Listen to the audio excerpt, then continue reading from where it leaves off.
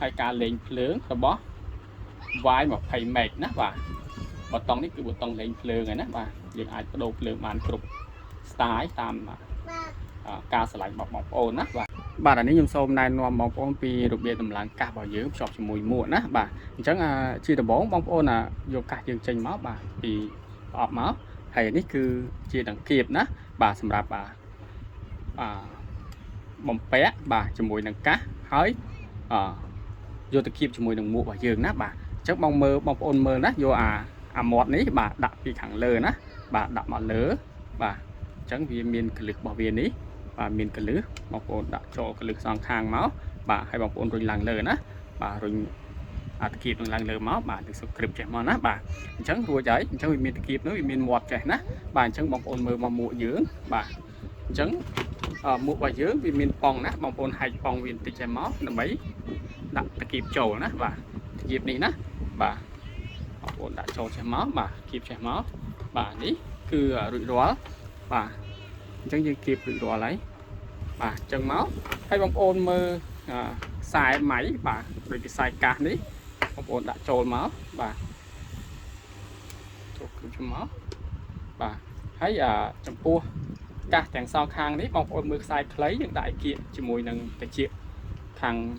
កាសមកបាទអញ្ចឹងខ្សែវែងយើងដាក់រត់ពីខាងក្រោយនេះណាបាទរត់ពីខាងក្រោយនេះមកចេញមកត្រចៀកខាងស្ដាំវិញណាបាទអញ្ចឹងចំពោះការដាក់កាសនីមួយបងប្អូនត្រូវមានអានេះណាបាទបងស្អិតនេះបាទយើងបិទទៅតាមទីតាំងណាមួយទៅបាទទៅតាមទីតាំងណាមួយដែលបងប្អូនចង់បាទត្រូវត្រចៀកយើងបាទអញ្ចឹងបងប្អូនបកហើយបិទទៅហើយបងប្អូនបិទកាសរបស់យើងនេះណាបាទហើយម៉ៃនេះក៏ដូចគ្នាសម្រាប់បងប្អូនដែលមានមុខចកាបាទអញ្ចឹងបងប្អូនរត់មកចំចកាបងប្អូនមកបាទអញ្ចឹងបងប្អូនបិទដូចគ្នាណាបាទវាមានសម្រាប់ស្កុតនេះសម្រាប់បិទដូចគ្នាចំចកាបងប្អូនហើយបងប្អូនបាក់ម៉ៃនេះទៅបាទហើយមានវិធីមួយទៀតបាទនេះសម្រាប់បងប្អូនដែលអត់ចង់សោករបៀបនេះបងប្អូនអាចបិទបានណាបាទនេះគឺជាស្កុតបិទណាបាទសម្រាប់បងប្អូនអត់ចង់គៀបបែបនេះបាទខ្ញុំឧទាហរណ៍ឥឡូវខ្ញុំដកវិញសិនបាទអញ្ចឹងខ្ញុំឧទាហរណ៍ថាឥឡូវយើងអត់ចង់គៀបរបៀបនេះទេបាទអញ្ចឹងបងប្អូនអាចបិទបានណាបាទអញ្ចឹងបងប្អូនបិទមកយើងស្កុតបិទនេះបាទស្កុតនេះ